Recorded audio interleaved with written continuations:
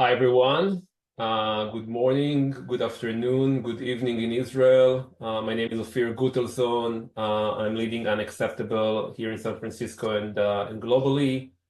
And today we are gathering to talk with Gil Dickmann.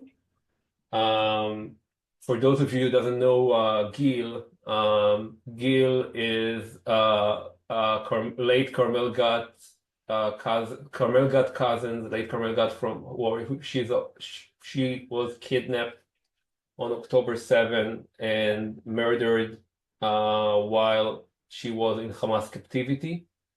Gil has been very vocal about the challenges that he's facing the hostage families, and he is fighting as much as he can for the return of the hostages.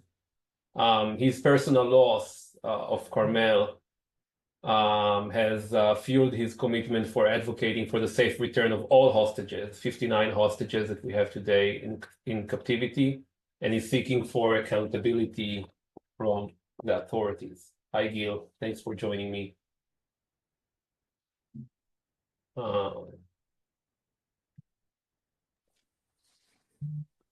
Okay, that's it. I just figured out Yeah. that I can't unmute myself, so Now you you have to now you unmute can. me. Now you are becoming. I added you as a co-host, so you can Wow, unmute yourself.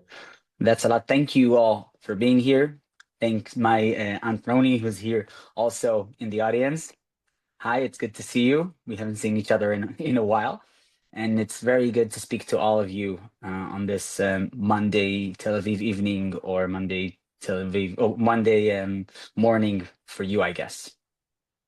Gil, you just for everyone who just joined us, we have walked. I mean, We are going to sleep with craziness. We are open. We are starting our day with craziness. But Gil, you put it very well in your video this morning. Tell us about the real craziness. Yeah, so it's been crazy few days or even a few weeks here in Israel, but today was even crazier because people are speaking about the new head of Shin Bet, and Netanyahu chose a new head of Shin Bet, but then he had to undo his choice, and it's all illegal. And everyone's talking about this, and the way I see it, this is all a smokescreen behind which the hostages are still in Gaza, and the hostages are still being treated very, very badly. And there is no real plan to get them out. We just heard that the offer by Egypt that's been presented to Hamas, accepted by them, was for 5 hostages, and Israel is insisting on getting 11 hostages. The only way to get all the hostages out is by ending this war and getting them all out of Gaza. From what we understand, there are all in all 59 hostages. 22 to 24 of them are supposed to be alive. And we know, because we've heard it from, I really hope that you had a chance to catch that 60-minute episode on CBS last night. We saw Tal Shoam and Yarden Bibas and Keith Segal all speaking about how it feels to be in the Gaza Strip while there is war there. And we know that the military pressure, the government of Israel is claiming that this is the only way to get hostages out. We say the families of the hostages who were murdered in captivity, we know it, that the military pressure kills the hostages that are still there, and there are hostages there that can be killed. And that's why we are trying to focus our energy, both as families of hostages. I'm actually here in the house of Ohad and Raz Ben Ami, because there is a meeting of Hassamba right outside the door, and Hassamba is You'll tell us a about group. Hassan in a second. Yeah. Yes, I'll shortly add that it's a group of young relatives of hostages under the age of 30, 31. And we're just joining together to figure out how to put this issue on the table and to put the focus of the Israeli people and people all over the world on this issue, because while we're speaking about all the other things, and they're very, very important, the most urgent thing, the thing that will save lives, is if we finally put an end to this war, bring the hostages back, and then we'll have enough time to do all the other things that we must do to make sure that Israel is still here and that it's a safe place for all of us in the near future. So before we jump to what we can do, I mean, I know that many people know and heard about Carmel, and it's been since September, right? That you are fighting and Carmel was murdered while she was abandoned in Gaza. Tell us, give us a little bit knowledge about Carmel because we are really talking about the Yeah. people. Yeah. So Carmel, she was my eldest cousin. Our shared grandpa Eliyahu's first grandchild. And I think we can now say that she was the one that he loved the most. And for me, and I don't have any older brothers or sisters. For me, he was the person that I looked up to as a kid growing up. She was 8 years older than me, and we were very close. Both my sister Shai, who's also very very active in this fight to bring the hostages back, and her brothers Alon and O and Carmel, we were very close because we used to come to Kibbutz Be'eri, where Carmel was born and raised, and we used to come there every few weeks and have holidays together and celebrate together. I was also very close with her late mother, Kineret, and we were supposed to start the year at the Hebrew University in Jerusalem and study there together because she was studying occupational therapy. She was in the middle of her MA there. I was supposed to start the year as an MA for psychology in the Hebrew University of Jerusalem, and my sister Shai studies medicine there. So we were just a few days from starting the year together. We were supposed to start on October 15th, 2023. Carmel just came back from a 2.5 month trip to India, a place that she loved visiting. And she was just for a few days, she had to find a place to stay. So she stayed at her parents' house in Kibbutz Be'eri, and she was supposed to move on October 8th to a new place. October 7th was her last day in Be'eri. And on October 7th, the terrorists broke into the house of Kineret and Eshel, my uncle and aunt, in Kibbutz Be'eri. They murdered her mother, Kineret. We now know that Carmel was taken, and the car that took her just moved right past the corner in which the terrorists killed her mother. That's how she learned that her mother is no longer alive. And they took her. At first, we didn't know exactly what happened to her. We thought maybe she was also murdered like the others. Later, we realized that she was kidnapped into Gaza. She was held with two youngsters, a brother and a sister, whose both parents were murdered on October 7th. She was held with them for 50 days.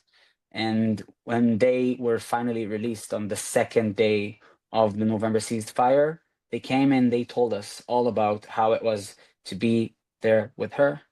They said that she was their guarding angel and that she kept them both safe from the guards and also calm as you can stay in captivity. She was doing yoga sessions with them, which is something that for us it was remarkable to hear because it's strange to hear that you do yoga in captivity. But when you know Carmel, you know how she loves yoga, you know how she always finds the way to keep the other people around her calm. And we know that during her MA, what she was studying about and writing her thesis about was about treating people in trauma through occupational therapy. So this is actually what she was doing in captivity. After she learned that her mother was murdered, she didn't even know whether her father was alive, he survived, or her brother Alon and his wife Yarden and her 3.5-year-old niece Geffen, they all survived, but she wasn't even aware whether they're dead or alive. She found the strength within her to care for the other hostages because they were both youngsters. They needed her there. and the fact that she found the this unbelievable power to be a beacon of light in captivity for us it was an amazing thing to hear, and it also meant for us that Carmel was still herself, even though she went through very tough things there in captivity. Not all of them we can actually share. We know that she kept she she she kept the hope alive and the people around her alive. And that was very meaningful for us to hear. Unfortunately, on the 50th day, the guards took the two children, the brother and the sister, Noam and Alma. All they took them, they released them, and they didn't even tell her that where they were taking them. I really hope that she realized that it was to a good place and that they were releasing them, but she didn't have the chance to say goodbye or to send a message. So we didn't get any kind of message from her. They released them. They could only tell us about what they went through there and how she was able to treat them.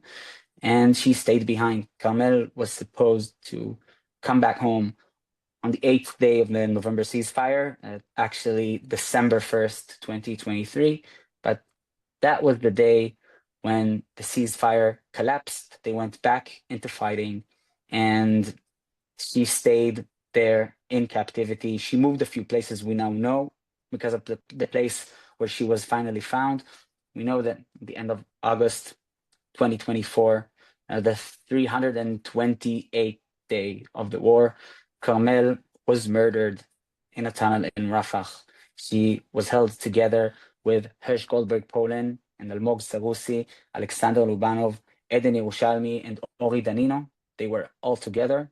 From what we could puzzle and figure out, they were all together for months in this tunnel, and they were held very closely to where Yahya Sinwar was placed, and at some point in time, we don't really know whether they got a chance to see him or to meet him, and we don't know whether they had the chance to meet other hostages. Afterwards, we really hope that they did, because that would give us some kind of information or stories about what happened to them in the days between the end of November and 2023 and the end of August 2024.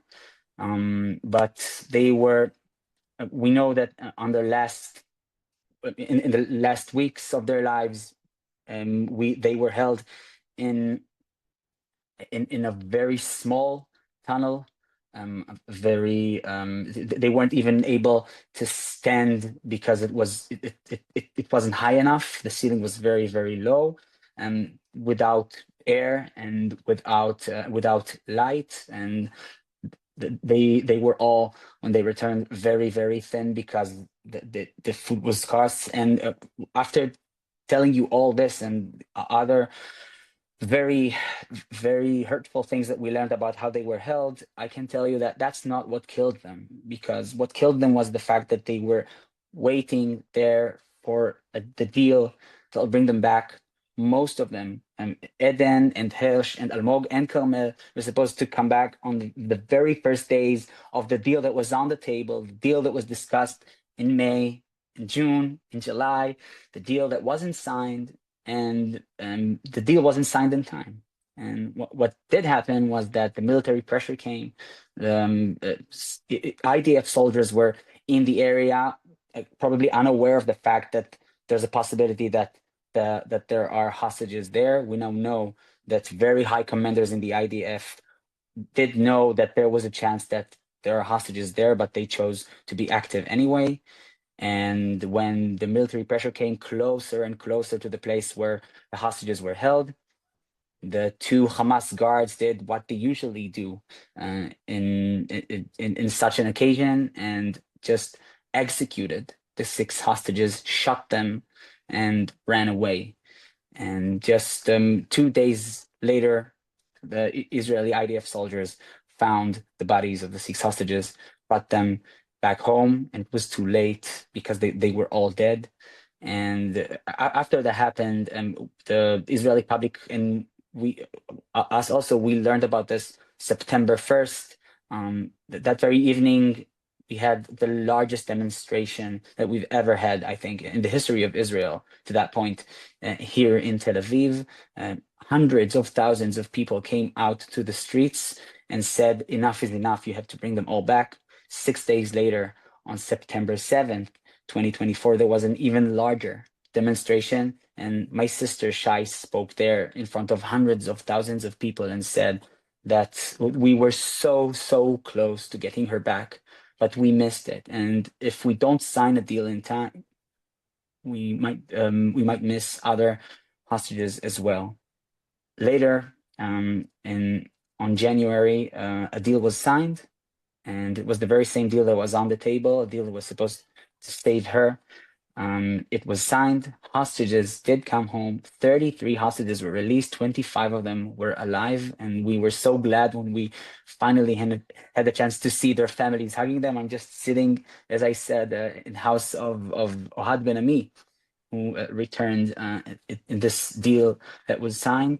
And unfortunately, right after the first stage of the deal that brought 33 hostages, ceasefire collapsed again. They went back into fighting again, leaving 59 hostages behind. And since then, we, as families of hostages, but people we don't have other hostages in Gaza anymore, not relatives of us, but we see it as our mission to make sure that nothing, that Carmel is the last one to be murdered in captivity, that a deal will be signed before it's too late for other hostages. We say that for her it's too late, but what we care about is not revenge. What we care about is a deal that will bring all the hostages home. Most of the Israeli public agrees with us. And if you had a chance to hear Yarden Bibas, whose wife and two children were murdered in captivity, and he was himself kidnapped and released in February, you probably heard that he said the same thing. It's way, way more urgent, way more important to get hostages back than revenge and then doing anything else. And the way I see it, Hamas is holding the hostages. That's actually his most valuable asset is the hostages, and that's why Hamas is still on his feet. On the Hamas, they're still on their feet because they're still holding hostages. If we take hostages away from them, if we actually bring all the hostages back home, then it become possible to wipe Hamas out, to get them out of Gaza, and to build a better future, both for the people of Israel and for the people of Gaza, who don't deserve to be ruled by a terror organization like they've been ruled for the last 15, 16, or 16, 17 20, almost years. 20 years, yeah.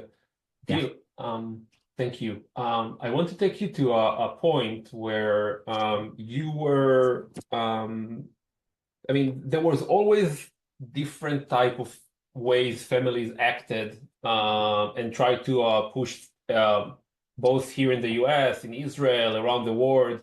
I mean, you've been doing stuff that you were never trained to do, became diplomats. I saw you on Washington, D.C. when Netanyahu came to speak in front of the Congress. I'm not sure if you were one of those who got arrested or not. You were? Yes. Yeah. And recently you started to be a little bit more vocal in the sense of, well, we have done what we have done until now. We need to change course. We're not afraid anymore to tell what we were taught to be, not to talk about. Yes. And for us here in the US, for a long time, I mean, I know that the message was kind of like, well, whatever we can say in Israel, we cannot say here. We need to be very clear about being ביחד ננצח, together we will win. Tell us a little bit what changed in Israel, what changed for you, and what do you think we should change as well here? Okay, so I'll start by saying that just like you said, when this whole thing started, October 7th, 8th, 9th, we found ourselves not knowing exactly what to do because nobody wrote a book saying how to fight for your loved ones after they were kidnapped by a terror organization, let alone while there is a government in your country that doesn't care about the lives of the hostages or about getting them home. And I can say that when we started fighting for the release of the hostages, the government in Israel didn't want us to talk about it. They didn't want to talk to us about it. They just wanted to focus on fighting and eliminating Hamas. That was more important and more urgent for them than getting the hostages back. And we quite quickly learned that it was our mission to put this issue on the table, to make sure that Israelis know that there are more than 250 hostages in captivity, and to care about the hostages that are there.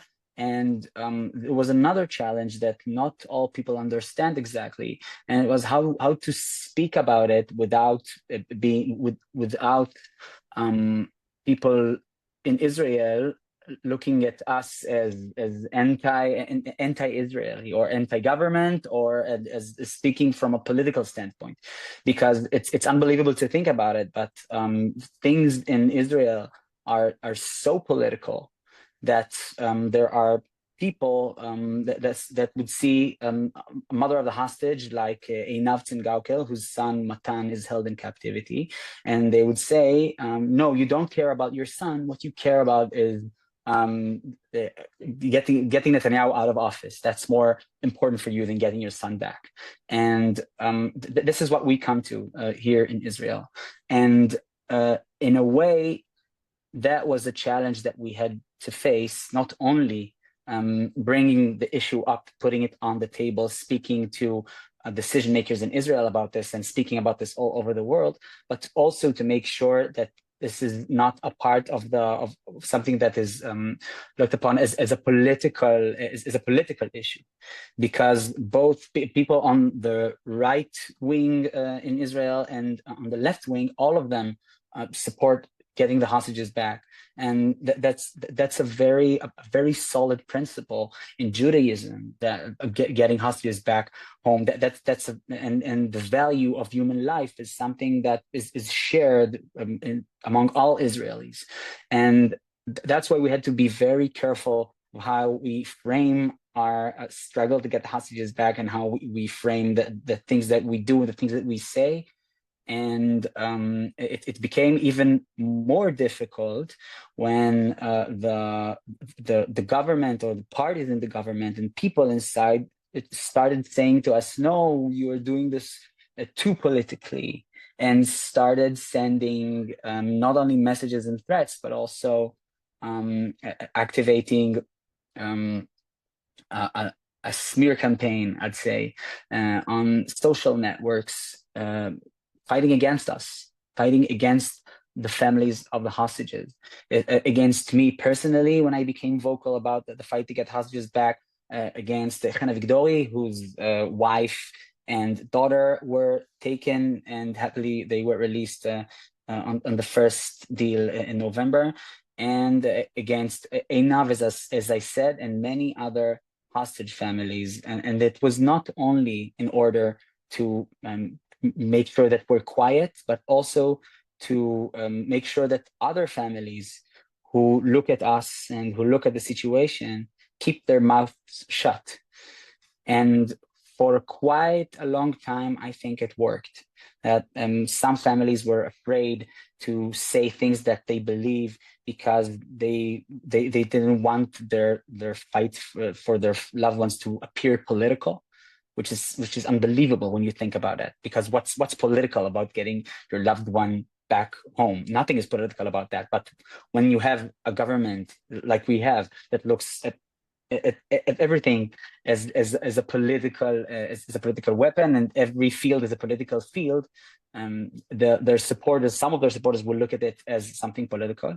And also there were families, and I don't want to be too specific about it, but there were families who were said very deliberately that if they speak too much about their loved one in captivity, it will actually hurt their chances of coming home quickly, of coming home alive.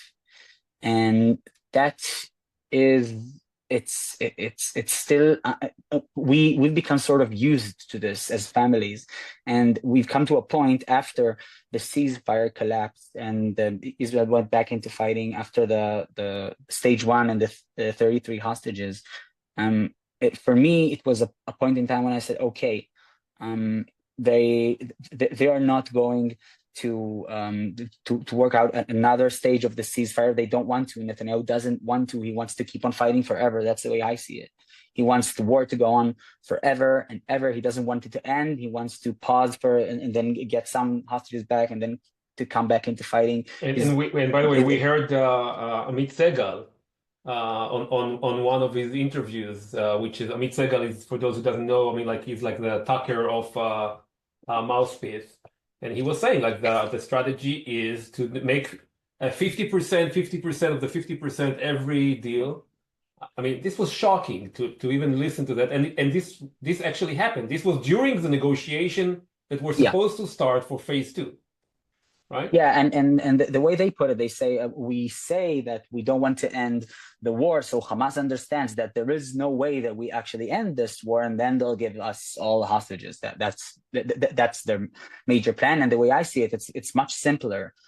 The plan is to never end the war and to never get all the hostages home. Even if they bring some of the hostages back, some are going to be left there. And this is not right. This is going 100% against what most of the people of Israel want. People in Israel care more about getting hostages back, and they care more about human life than about revenge and about wiping Hamas out and eliminating or dismantling Hamas.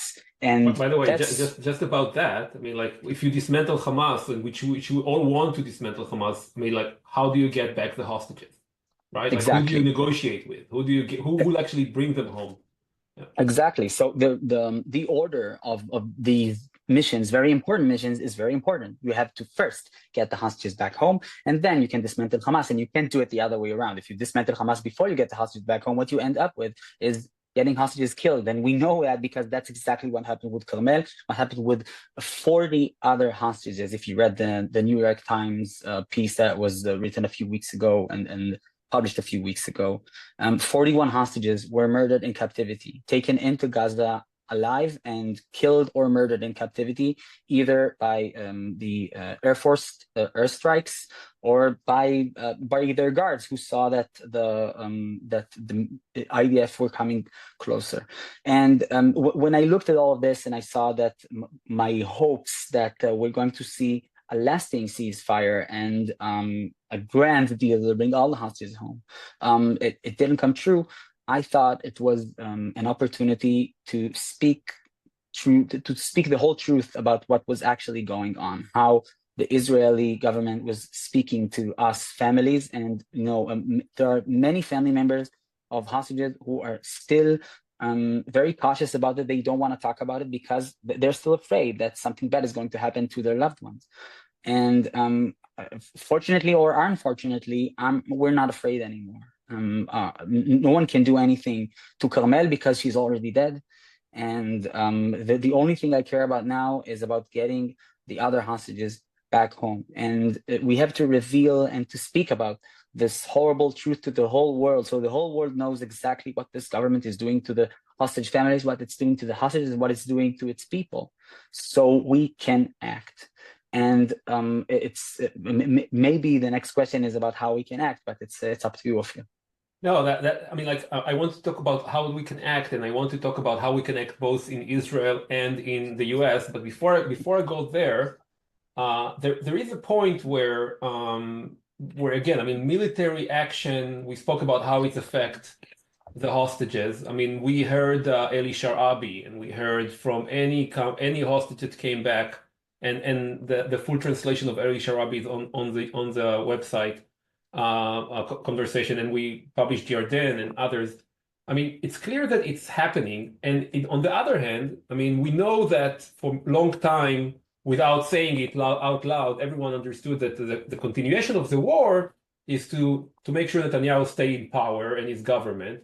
And Ben Gvir was talking about publicly about how he was actually successful in delaying the hostage deal and continuing the war. now that the situation in Israel is getting worse on the side of democracy, but it's also on the other hand, it's kind of like look like Netanyahu government is stable now after the passing of the budget. Do you think, do you feel, do you see any hope for releasing the hostages now or ending the war because now the government is stable? In a way, just like you said, it's a little complicated, but the fact that the government is stable and that Netanyahu Just to should look clarify for those who doesn't understand, I mean, like, so we passed the budget. The budget is for 2 years. If the Mhm. budget is not passing, the government falls. We go to election. The budget has passed, and therefore, as of now, the election will be at the end of 2026. Yeah, but this could also change due to Yeah. many things happening Mhm. in Israeli politics, and I think the way I see it, Netanyahu has many reasons why he wouldn't want to end this war, and the first of them is not even connected to politics.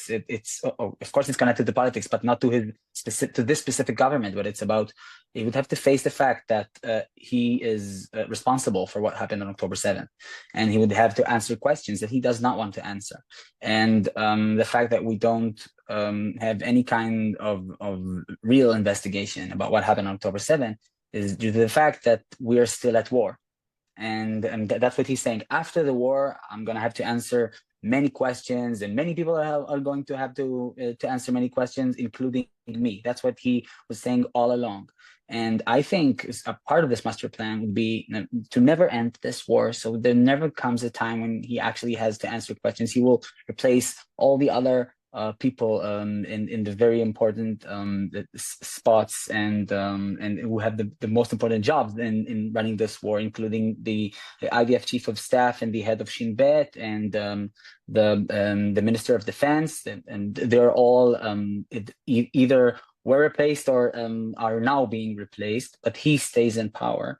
And I think it is not his interest to end this war. But I still think that there are factors that can change that.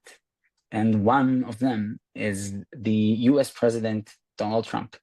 And it actually was during 2023 and the most of actually all of 2024, while Biden was president. I also thought it was within his power to make sure that Netanyahu puts an end to this war and gets all the hostages back. That's why as an also an American citizen myself, I was quite disappointed that Biden did not do enough to make sure that Netanyahu signs this deal and starts by signing the first deal to bring the 33 hostages back, and then finally puts an end to this war. It's a hard thing to do, to force Netanyahu to do such a thing, but I believe that would have been the only way to make it happen. And Trump actually succeeded in this, and it was Biden's deal, but Trump had it signed.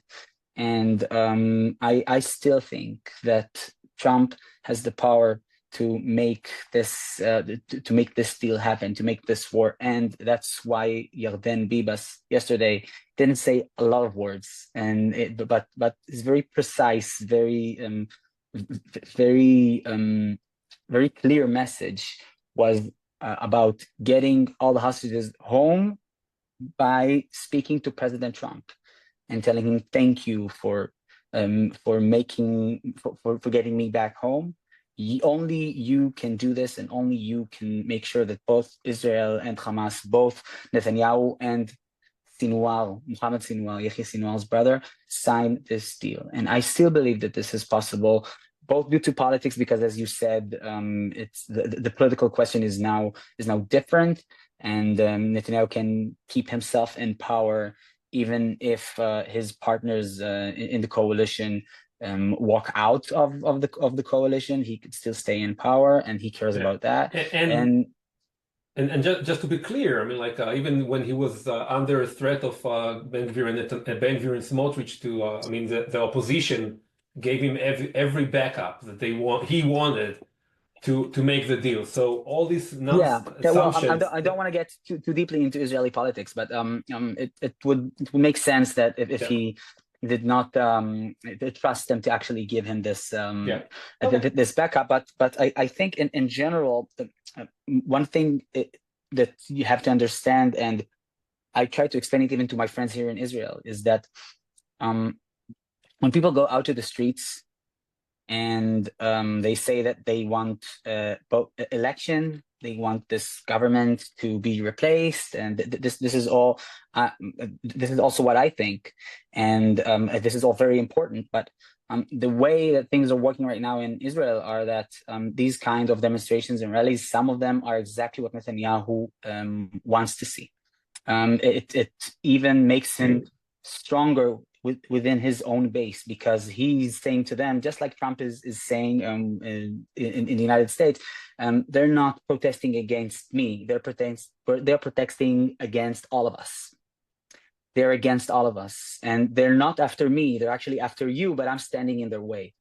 And that was a Trump, I think, a Trump post in the 2020 elections that Netanyahu copied word for word. And that's the very same story that he's using on the Israeli public right now. But there is one thing that bring this whole political I call it the political glasses that he puts on people's faces to look at reality, and it brings them off when you speak about the hostages, because people on the right wing and on the left wing, people supporting all kinds of parties in Israel, want to see the hostages coming home. And a large majority of Israelis, both on the left, on the right, in the center, all of them, they care more about getting the hostages home than about carrying on Yeah, with this war. every poll for the last since October 7th started, I mean, is showing that almost more than 70% of the people of Israel, and we have heard many voices from Orthodox to secular to Mhm. right wing to even settlers. We just heard Miriam Lapid, and I think we have this video on. I mean, this is really not an issue of right or left, and it's Exactly. and I want to bring this and to another angle, which is we heard from the Conference of Presidents. I think when Shikli was presenting them in Jerusalem, we sent a message, and they said like, well, this is an internal politics of Israel, the hostage issue and the end of the war. And I mean, because again, many of us are located here in the US. I mean, is this a message that is changing? Is this something that you want to share? What your thoughts are? Like, how do you turn this in how do you make more people look at it as a Jewish value, as something that is not even a questionable about politics, even here in the US? Because it feels like, as you said, I mean, less patriotic to talk about that and more patriotic to fight Hamas. Yeah. So I think that kind of tone has changed throughout time. When the war started, they didn't even want to speak about the hostages. They wanted to keep them off the screen. We know, I was just speaking a few months ago to someone who worked at the Ministry of Foreign Affairs here in Israel, and he told me that in the first weeks of the war, they were told not to speak about the hostages because it wasn't a key point in what the Israeli government wanted to speak about, or they didn't want to put this on the table, and that only shows you how important it was for us as families and for the amazing people who supported us all over the world to put this issue on the table. Now it is on the table, and now speaking about the hostages is not seen as something anti-Israeli to do. It is actually the most Israeli thing to speak about, and the most Jewish thing to speak about. The most human thing to speak about is the lives of the people who are there, and the fact that that saving their lives is more important than dismantling or finishing with Hamas, because we can do it at a later time, and we can only do it while the hostages are here with us. And I think that's exactly why they're putting such a smokescreen, like we started with this conversation, speaking about so many other things that are political or are considered political, speaking about the head of Shin Bet and Netanyahu's trial and all of that. These are very political. And when you speak to Netanyahu supporters about this, their stance is very clear, and they support Netanyahu on this. There's still, I think that if you poll this, you see that Netanyahu does not have a majority right now, but the idea of getting continuing the war for eternity has an even smaller minority, and the largest majority in Israeli public and in the Jewish world, and I think all over the world, is while regarding to Israel, is for supporting ending the war in return for getting the hostages back. And in a way, I think speaking about this while not losing our support of Israel, when I speak about it, I speak about this carrying an Israeli flag, because I think it's the Israeli thing to support. It's the Israeli idea. The most Israeli idea is to save the lives of the people who are now in danger. That's why the country of Israel was founded in the first place. My grandmother Rita, her mother and her father were both killed in the Holocaust in Europe, in Bukovina, and she came with her little sister in her hand to Israel, to a place where her lives would be saved. And to think that right now, when we have the chance to save lives of 59 Israelis, or 59, even not Israelis, people who were kidnapped from Israel, and we can save them. We can, for many of them, we can save their lives. For others, we can save their families because they're waiting anxiously for the chance to bury them. But we can save lives of so many people. I think it's the most Israeli and the most Jewish thing to do, to support such a thing. And that's the kind of sentiment, the kind of thought that the Israeli government, both Netanyahu and his supporters, they can't oppose that. Yeah. They're trying to explain that they're also for returning the hostages, but in a different way. But people don't buy this anymore, because they saw that how and what brings hostages back. They know that a deal brings hostages back. And that's why I think if we put the issue of the hostages on the table, and we put the focus of all of us on the issue of the hostages, that's the thing that can actually change reality in Israel. And in a way, it's the only place in which the Israeli government must still do what most of the Israelis want, and that's the only ray of light for democracy to come and not only save lives, but also create a reality in which the Israeli government cares about what the Israeli public thinks and what it wants. And that's something very, very important in these horrible days that we're having here in Israel. And the ceasefire, just to clarify, I mean, like, the ceasefire is obviously a continuation of the ceasefire, is also saving a lot of innocent life also in Gaza. And it saved our hostages. And as we connected it, I mean, like, what we are seeing, I mean, the part where we are seeing more and more support is when you connect saving the hostages into saving democracy, because that's the basics of what we are all fighting for, is like making sure Israel continue to be not a messianic that prefer land over life, but prefer life over everything else. Exactly, and I think it's important to state that, because many people in Israel, when you speak to them about saving lives of people on the other side of the border, they don't care about this, and it's a hard thing to think about. It's a hard thing to discuss here, even in Israel, because people are still so full of pain and of hate after October 7th. And I can't even say I can criticize that, because I can understand after what happened on October 7th why people would feel hurt, and some people would say you just have to fight them, to make them realize that nothing like that can happen ever again.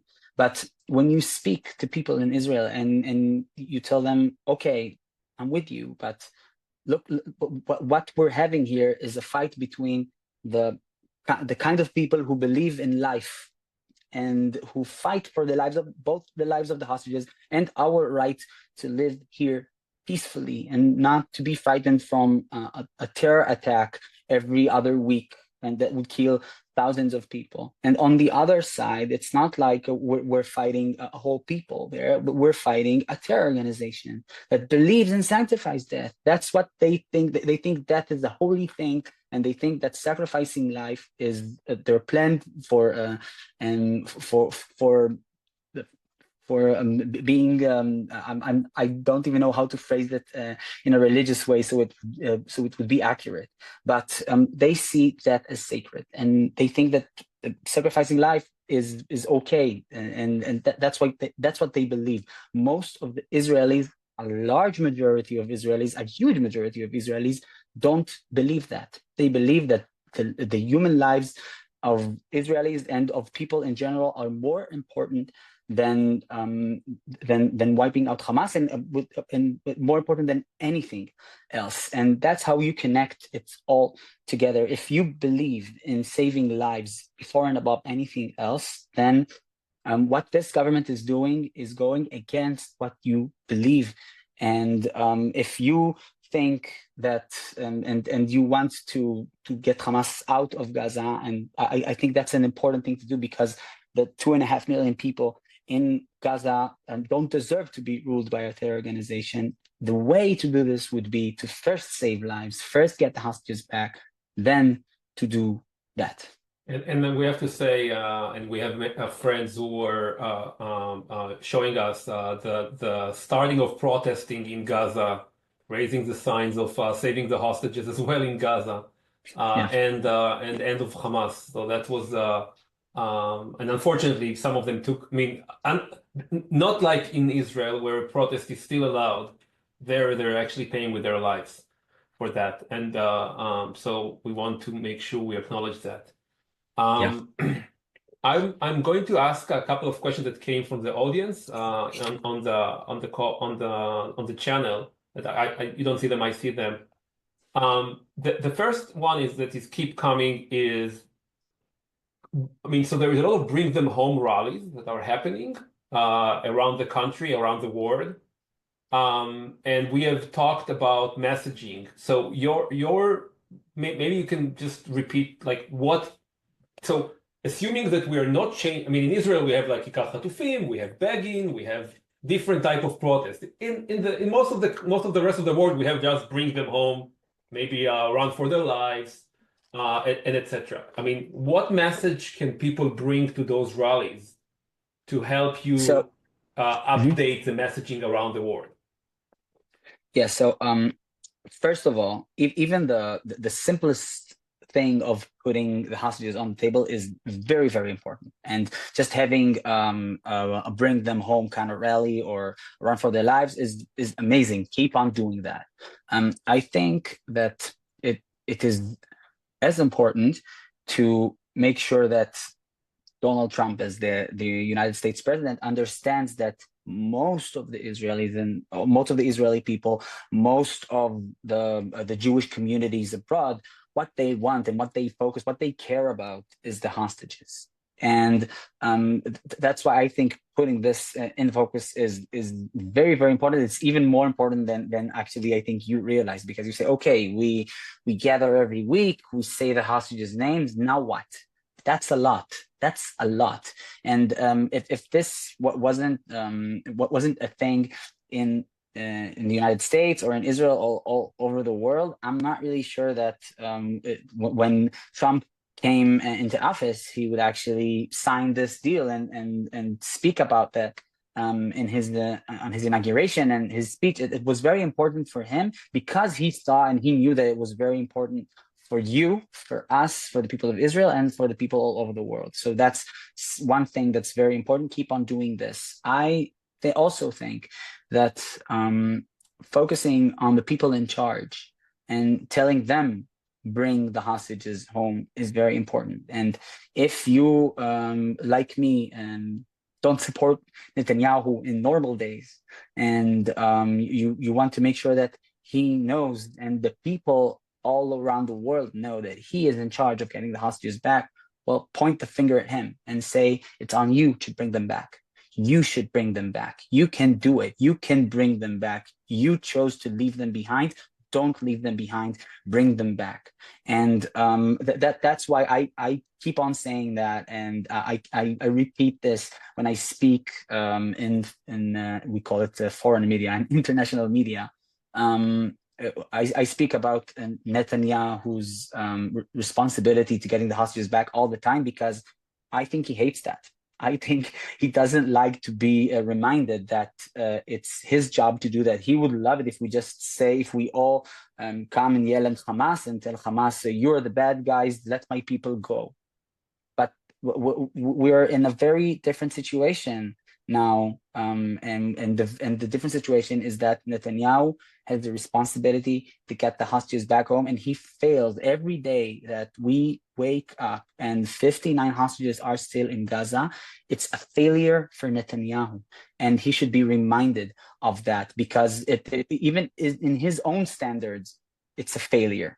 And so, if you want to focus messages, it's not it's not about telling him go home because you failed, but it's you keep on failing us, and you keep on failing the hostages. You fail the families and all and the Jewish people all around the world if the hostages are still not here. And I think hearing this kind of messaging from you, from Israel supporters or Jewish communities or whoever, actually people abroad, is something that he's not used to, and that can actually affect his actions. Neil, as you can see, the age group that you're talking to is really interested in to know about what is Hassamba. Yeah. And on the same time, again, like we did since the beginning from Unacceptable, I mean, we always brought like the other, like not the non just B'yachad Natseach voices. I mean, the question is, what I mean, tell us about Hassamba and what can we do to bring it to the younger generation also in the US? Because again, I mean, as you know, the voices are different when it's come to young Yeah. generation. Yeah. Yes. So, first of all, I'll say that Hassamba is a group that we formed. It's actually they're meeting outside this room right now, and when we finish, I'm going to come back to them and meet my sister and Ela Ben Ami, Raz and Ohad's daughter, and Yarden Gonen, who's Romi Gonen's sister, and Mor Kongod, who's Tal Shoham's brother. Tal was also featured on 60 Minutes, so you'd see him as well. And we're all youngsters who have or had relatives in captivity, and we joined together when we learned that some of the older or less young people among the hostage families were tired after long months of fighting for the lives of the hostages. We came and we said we have the energy and we can bring the young energy to this fight. We can do things that other people cannot. We can speak to politicians in Israel, and they have to give us answers because we're relatives of hostages. And young people of the 20-something or 30-something would look at us and say, okay, if they can do that, we can join and help them. And that was very important for the Israeli society when we were formed around April, May 2024. And that's why we're joined together here again to make sure that even after many of us got their loved ones back, or in my case or my sister Shai's case, our hostage was murdered in captivity, we will still be fighting for the hostages that are still there. And what we learned from speaking to youngsters, to people our age and people even younger than that, is that the way to speak to their heart is through a very human, simple story. And we have a human, simple story, unfortunately. A sad story, but a story that still has hope. The story of Guy and Eviatar, who are held now in the tunnels of Hamas in Gaza, and that Hamas viciously took them to see their friends being released, and they were just a few meters from their friends while they were released and given to the Red Cross, and then they were brought back to the Hamas tunnel, and just seeing their faces, knowing that it is Guy Gilboa Dalal and it is Evital David, but it could have been any one of us or our loved one there, realizing what they're going through there, and also um, understanding that what we're calling for is not support of one side or the other in this war, but actually supporting the humans in this conflict, supporting the human the human part of this fight, which is bringing people back home. That's something that even if in general people support the Palestinians or the people of Gaza, and if they support the Israelis or the Jews, it doesn't even matter.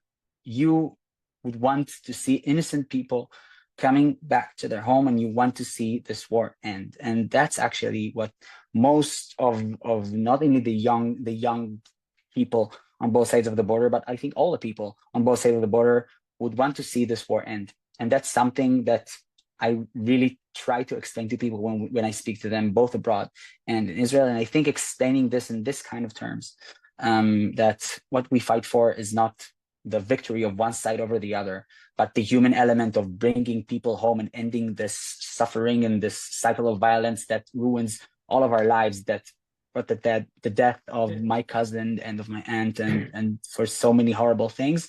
I think when you put this in these terms, you get the support of many people, including the younger generation. And I'm getting a lot of messages, and I will try to make the contact. But again, I mean, like connecting you to campuses and Hillel and other places could be Would love something to. that we have not tried before, and that's important. So before we are closing, I want to first say thank you to those who help us translate, to Rechina and Janet, and I want to say thank you to Shimrit that is here. And I want to take us to remember that all the struggles that we are fighting are intertwined. And while there is things that are really, really important, there are things that are really, really pressure in time. And we need to remember that we need to bring all of them home alive to the families and the dead to proper burial. We need to remember that at the end of this war, we need to find a way to save our democracy and to have to live with our neighbors together. The last thing is to remember that this is day 541 of right 41 or 42, depends if you're in the Shushan Purim or not. Yeah. Where do you count it from? Just to remember that there is a long fight. Even after we bring the hostages back home, there will be a long fight for saving Israel in general. Shimrit, I want to give you, I mean, Gil, if you have any other last words you want to say, and Shimrit, I know that you want to say a couple of words, and we're done. I want to say thank you for coming and joining this important Zoom and for hearing me. And I really hope that I answered most of your questions. If not, you can send them to Phil and I'll try to. And it is still inspiring to know that this issue is something that you're interested in talking about and you're interested in raising. And it brings me a lot of hope to know that it is still so important for you. And so I really want to thank you, not in the general term, but in the very, very private, very sincere way, to thank you all and to tell you that we can and we will do it. I know this. I know that the support that we've been given in October and November 2023 was what brought the first deal that brought my cousin's wife, Yarden Roman, back home. She's now home. Her daughter, 5-year-old daughter Geffen, has her mother and her father back, and it's such an amazing thing to see. And your support and the support of people all around the world brought Ohad Ben Ami home, and I'm right here sitting in his house right now, and he's here, he's alive, and he's eating, and that's also very important. And so I want to thank you for your support and to let you know that we will do this. It'll take time. I really hope that we don't lose too many people on this very, very dark and frightening path, but we will succeed. And I want to thank you for that. Thank you Thank so you. much, Gil. Really, this Thank was, you. I think, like no need to say much after what you say. This is so important and critical. And I just want to share with all of you that what Gil has been through since October 7th and up until now, the amount of attacks he's getting from the government and from the government supporters, and what he and the family and the hostage family members are going through. It seems like this is something that everyone should support the fight to return the hostages back home, but not. It became very polarized because of what we're talking about, because of Netanyahu's government, and he's willing to destroy every good part of Israeli society in order to maintain power. This is why we say it is all connected, and we need to make sure we put all the pressure we can on Netanyahu's government and also on Trump here, as we know that he has a lot of power to make a difference in order to bring them home, because this struggle really connected to the healing of the entire Israeli society, and it cannot begin without having the hostages back home and also ending the suffering and death in Gaza, which is horrific and terrible. It's all what we're talking about. We need to save life, not to waste life over this endless war. So we really want to invite you again to keep joining us, and thank you for being, all of you, for being a part of this struggle. Unacceptable. We'll keep supporting the families of the hostages and the fight to bring them home, and the fight for Israel's democracy and to finding a path forward toward a better future for everyone in the region.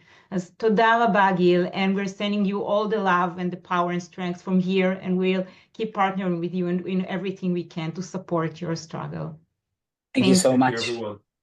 Thank you. Thank you, everyone. Have a great day, and we keep fighting. Say hi to everyone there. Bye-bye. Say hello to Hassan. Laila Tov. Bye. Bye.